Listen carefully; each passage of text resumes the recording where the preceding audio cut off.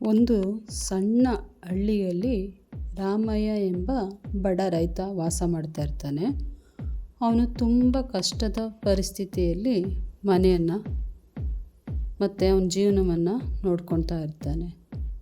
ಅವನೇನು ಮಾಡ್ತಾನೆ ಅಂದರೆ, ಬೆಳಗ್ಗೆ ಎದ್ದ ತಕ್ಷಣ ಸೂರ್ಯ ಹುಟ್ಟೋದಕ್ಕೂ ಮುಂಚೆ ಎದ್ದು ಹೊಲಕ್ಕೆ ಹೋಗಿ ಕೆಲಸ ಮಾಡ್ತಾನೆ.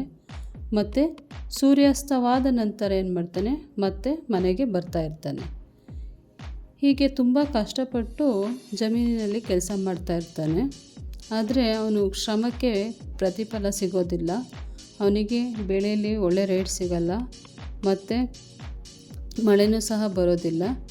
ಅವನಿಗೆ ಸಾಲ ಜಾಸ್ತಿ ಆಗೋಗ್ಬಿಡುತ್ತೆ. ಇದನ್ನು ನೋಡಿದ ಊರಿನ ಜನರು ಏನು ಮಾಡ್ತಾರೆ ಅಂದರೆ, ಅವನನ್ನು ನೋಡ್ಬಿಟ್ಟು ನಗ್ತಾರೆ. ನಿನ್ನ ಕೈಯಲ್ಲಿ ಏನೂ ಮಾಡೋಕ್ಕಾಗಲ್ಲ, ನಿನಗೆ ಅದೃಷ್ಟನೇ ಇಲ್ಲ ಅಂತ ಅವನನ್ನು ಹೀಯಾಳಿಸ್ತಾರೆ. ಆದರೆ ರಾಮಯ್ಯ ಯಾವತ್ತೂ ಅವನಿಗೆ ಕೈಯಲ್ಲಿ ಆಗಲ್ಲ ಅಂತ ಅವನು ತನ್ನ ಕನಸನ್ನು ಬಿಡೋದಿಲ್ಲ.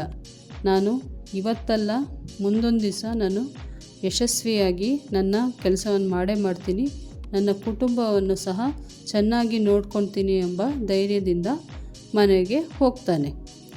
ಮನೆಗೆ ಹೋದಾಗ ಏನಾಗುತ್ತೆ ಅಂದರೆ, ಅವರ ಮಗ ಇರ್ತಾನಲ್ಲ, ಅಪ್ಪನನ್ನು ಕೇಳ್ತಾನೆ, ಅಪ್ಪ ನಮಗೆ ಕಷ್ಟದ ದಿನಗಳು ಯಾವಾಗ ಕಳೆಯುತ್ತೆ, ನಾವು ಯಾವಾಗ ಸುಖದ ಜೀವನದಲ್ಲಿರ್ತೀವಪ್ಪ ಅಂತ ಕೇಳ್ತಾನೆ. ಇದನ್ನು ಕೇಳಿದಾಗ ರಾಮಯ್ಯನಿಗೆ ತುಂಬ ಬೇಜಾರಾಗುತ್ತೆ. ಏಕೆಂದರೆ ತನ್ನ ಮಗ ಈ ಥರ ಕೇಳ್ತಿದ್ದಾನಲ್ಲ, ಆದರೆ ಅವನ ದುಃಖನ ಏನು ತೋರಿಸ್ಕೊಬಾರ್ದು ಅನ್ನೋಕ್ಕೋಸ್ಕರ ನಗುತ್ತಲೇ ಮಗನಿಗೆ ಹೇಳ್ತಾನೆ, ಇಲ್ಲ ಕಣಪ್ಪ, ಇವತ್ತಲ್ಲ ನಾಳೆ ನಮಗೆ ಒಳ್ಳೆ ದಿವಸ ಬಂದೇ ಬರುತ್ತೆ. ಯಾರು ಪರಿಶ್ರಮವನ್ನು ಪಡ್ತಾರೋ ದೇವರು ಅವರಿಗೆ ಪ್ರತಿಫಲ ಕೊಟ್ಟೇ ಕೊಡ್ತಾನೆ ಅಂತ ರಾಮಯ್ಯ ಹೇಳ್ತಾನೆ. ಮಾರನೇ ದಿವಸ ಏನು ಮಾಡ್ತಾನೆ ಅಂದರೆ, ಅವನ ಛಲವನ್ನು ಅವನು ಬಿಡೋದಿಲ್ಲ. ಅವನೇನು ಮಾಡ್ತಾನೆ ಅಂದರೆ, ಕೆಲವು ಹಳ್ಳಿಗಳಲ್ಲಿ ಸುತ್ತಾಡ್ಬಿಟ್ಟು ಹೊಸ ಕೃಷಿಯನ್ನು ಕಲಿತಾನೆ. ಅದೇ ರೀತಿ ರೈತರನ್ನೆಲ್ಲ ಭೇಟಿಯಾಗಿ ಯಾವ ಥರ ಬೆಳೆಯನ್ನು ಬೆಳಿಬೋದು ಅಂತ ತಿಳ್ಕೊತಾನೆ. ಮತ್ತು ಪುಸ್ತಕವನ್ನು ಖರೀದಿ ಮಾಡಿಬಿಟ್ಟು ಏನು ಮಾಡ್ತಾನೆ ಅಂದರೆ, ಅಲ್ಲಿ ಯಾವ ರೀತಿ ಬೆಳೆಯನ್ನು ಬೆಳಿಬೋದು ಅನ್ನೋದು ಟಿಪ್ಸ್ ಎಲ್ಲ ಸಿಗುತ್ತೆ ಅವನಿಗೆ.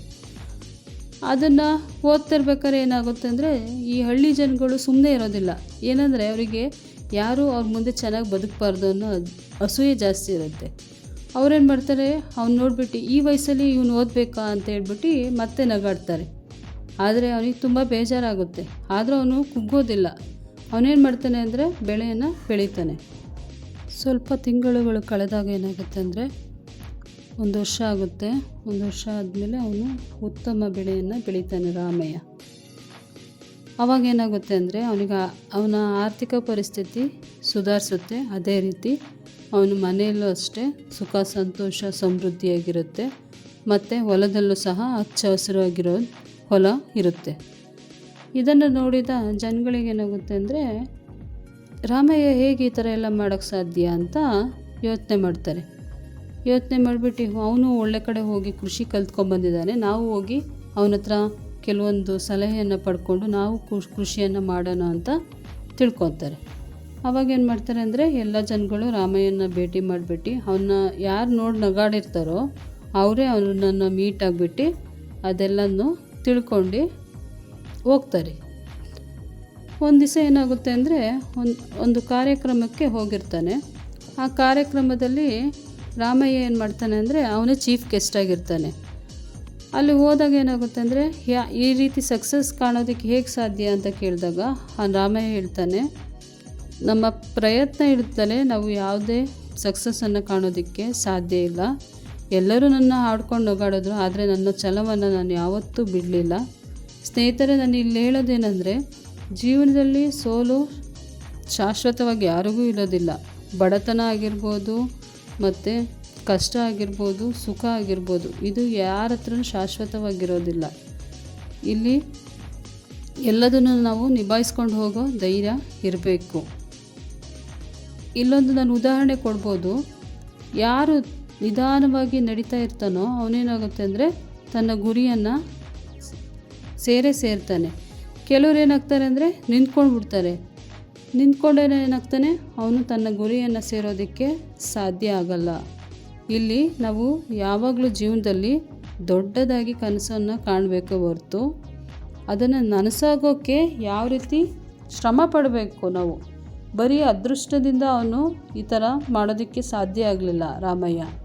ಅವನ ಪರಿಶ್ರಮ ಮತ್ತು ಅವನು ನಂಬಿಕೆ, ಅವನಲ್ಲಿದ್ದ ಆತ್ಮವಿಶ್ವಾಸದಿಂದ ಅವನು ಜಮೀನಿನಲ್ಲಿ ಒಳ್ಳೆ ಬೆಳೆಯನ್ನು ಬೆಳೆದು ಊರಿಗೆ ಉತ್ತಮ ಮಾದರಿ ರೈತ ಆದ. ಅದೇ ರೀತಿ ನಮ್ಮ ಜೀವನದಲ್ಲೂ ಅಷ್ಟೇ, ನಾವು ಕನಸನ್ನು ಯಾವಾಗಲೂ ದೊಡ್ಡದಾಗಿ ಕಾಣಬೇಕು. ಅದಕ್ಕೆ ಯಾವ ರೀತಿ ನಾವು ಹೋರಾಟ ಮಾಡಿ ಆ ಕನಸನ್ನು ನನಸಾಗಿಸ್ಕೊಬೇಕು ಅನ್ನೋದನ್ನ ನಮ್ಮಲ್ಲೇ ಬರಬೇಕು. ಅದು ಯಾವಾಗಲೂ ಗೆಲುವು ಇಂಥವರಿಗೆ ಖಂಡಿತ ಸಿಕ್ಕೇ ಸಿಗುತ್ತೆ ಅಂತ ನಾನು ಹೇಳ್ತೀನಿ. ಹೀಗೆ ಯಾರ್ಯಾರು ನನ್ನ ಯೂಟ್ಯೂಬ್ ಚಾನಲನ್ನು ನೋಡ್ತಿದ್ದೀರೋ ಅವ್ರು ದಯವಿಟ್ಟು ಕಮೆಂಟ್ ಮಾಡಿ, ಸಬ್ಸ್ಕ್ರೈಬ್ ಮಾಡಿ, ಲೈಕ್ ಮಾಡಿ ಮತ್ತು ಶೇರ್ ಮಾಡಿ. ಏನಾರು ನಿಮಗೆ ಹೇಳಬೇಕು ಅನಿಸಿದರೆ ದಯವಿಟ್ಟು ಕಮೆಂಟ್ ಬಾಕ್ಸಲ್ಲಿ ತಿಳಿಸಿ ಅಂತ